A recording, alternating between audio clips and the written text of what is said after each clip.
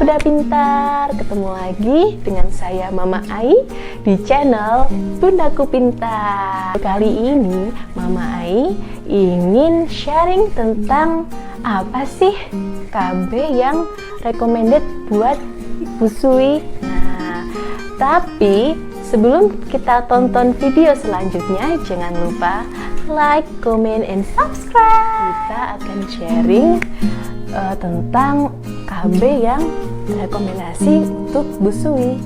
Tapi sebelum kita bahas lebih lanjut, kita harus tahu terlebih dahulu apa itu KB atau kontrasepsi. KB atau kontrasepsi itu merupakan metode atau alat yang digunakan untuk mencegah atau menunda kehamilan.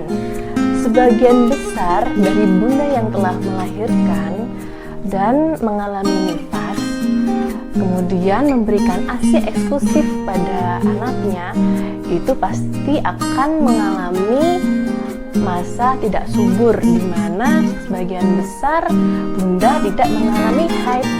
Nah, biasanya bunda itu tidak haid selama 3 bulan sampai 6 bulan, bahkan ada yang 1 tahun loh bunda. Nah, itulah yang disebut dengan metode amenorrhea laktasi. Nah, kenapa hal itu terjadi? Karena pada saat kita menyusui, maka akan terjadi penundaan masa ovulasi, sehingga bunda yang sudah menyusui itu tidak mengalami masa subur. Metode amenorrhea laktasi itu sendiri juga memiliki efektivitas yang cukup tinggi loh bunda, sekitar 98%. Namun hal ini berlaku buat bunda yang khusus memberikan ASI eksklusif tanpa campuran apapun kepada si bayi bunda. Banyak yang konsultasi ke saya, "Aduh dok, kok biasanya saya mensnya teratur, kok setelah melahirkan ini aku tidak mens ya dok? Kenapa ya dok?" Seperti itu. Nah, nggak perlu gundah dan galau lagi ya bunda, karena hal itu wajar terjadi pada bunda-bunda yang memberikan ASI eksklusif kepada anaknya. Selanjutnya kita akan bahas tentang kontrasepsi buatan. Nah, kontrasepsi buatan ini bunda itu sebenarnya terdiri dari 2 macam. Ada yang non hormonal dan ada pula yang hormonal. Untuk kontrasepsi yang non hormonal ini bunda, sebagian besar memang tidak berpengaruh terhadap ASI dan memiliki efek samping yang minimal ya bunda. Kontrasepsi yang non hormonal ini itu bermacam bunda. Yang pertama ada yang namanya IUD. Pasti bunda-bunda sudah nggak asing lagi kan dengan metode IUD ini. IUD ini bunda sebenarnya ada yang hormonal, ada yang non hormonal juga. Tapi kebanyakan yang dipakai adalah yang non hormonal bunda, dimana IUD ini itu terdiri dari tembaga yang berbentuk seperti T atau disebut dengan T-couple. Nah, hal ini juga memberikan efektivitas yang cukup tinggi, yaitu sekitar 99% bunda. Namun penggunaan IUD ini juga sama seperti penggunaan KB yang lain. Nah, ini juga memiliki efek samping bunda, di mana karena IUD ini merupakan benda asing yang dimasukkan ke tubuh kita, otomatis tubuh kita juga akan melakukan reaksi, di mana biasanya akan terjadi flek selama 1-2 bulan maupun perut kram. Tapi hal tersebut itu tergantung masing-masing karena reaksi setiap tubuh itu berbeda bunda. Nilai plus dari penggunaan IUD ini, dia berlaku jangka panjang, bisa sampai 7-8 tahun. Tapi setiap tahunnya bunda juga harus melakukan pemeriksaan terhadap posisi dari IUD, karena posisi yang salah atau berubah itu juga akan mengakibatkan kegagalan sehingga terjadi kehamilan. Lalu ada pula kontrasepsi kondom. Nah, ini yang sering dipakai oleh bunda-bunda yang masih galau menggunakan KB yang lainnya. Namun untuk kondom ini, untuk efektivitasnya itu memang lebih rendah daripada kontrasepsi yang lain bunda. Akhir kita akan bahas tentang kontrasepsi yang hormonal.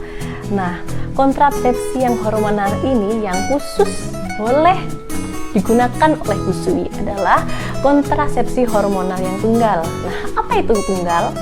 Jadi kontrasepsi hormonal tunggal itu hanya terdiri dari satu hormon, yaitu progesteron. Nah, beda ya sama kontrasepsi yang non-busui, karena kontrasepsi yang non-busui itu terdiri dari hormon kombinasi, yaitu progesteron dan estrogen. Nah, sekarang kita akan bahas tentang kontrasepsi tunggal ini, dimana boleh kok bunda yang sedang menyusui ini menggunakan KB suntik maupun KB pil. Nah, KB suntik tapi khusus ya bunda.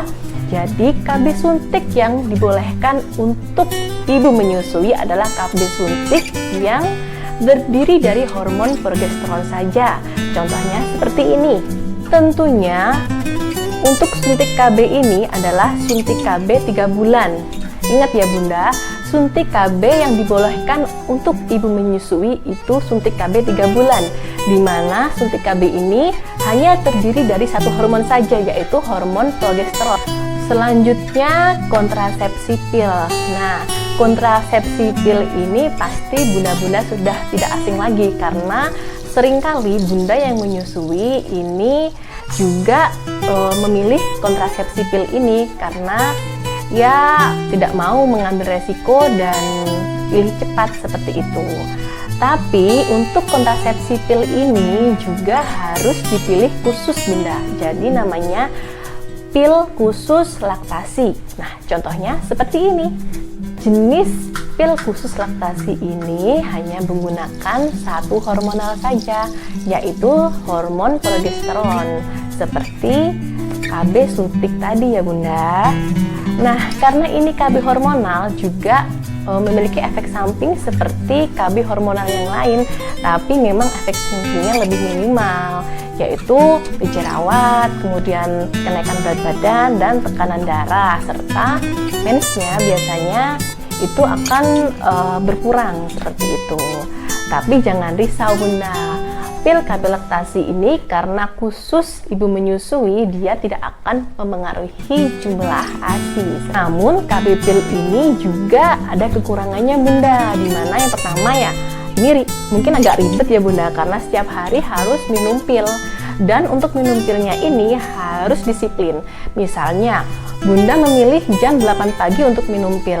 Nah, keesokan harinya itu juga harus diminum jam 8 pagi. Nggak boleh telat satu hari pun, karena jika telat satu hari saja itu akan menimbulkan kegagalan yang berisiko dengan kehamilan. KB hormonal yang rekomendasi terakhir untuk busui yaitu dengan cara implan, dimana KB implan ini biasanya ditanam di bawah lengan ya bunda, seperti ini di bawah lengan.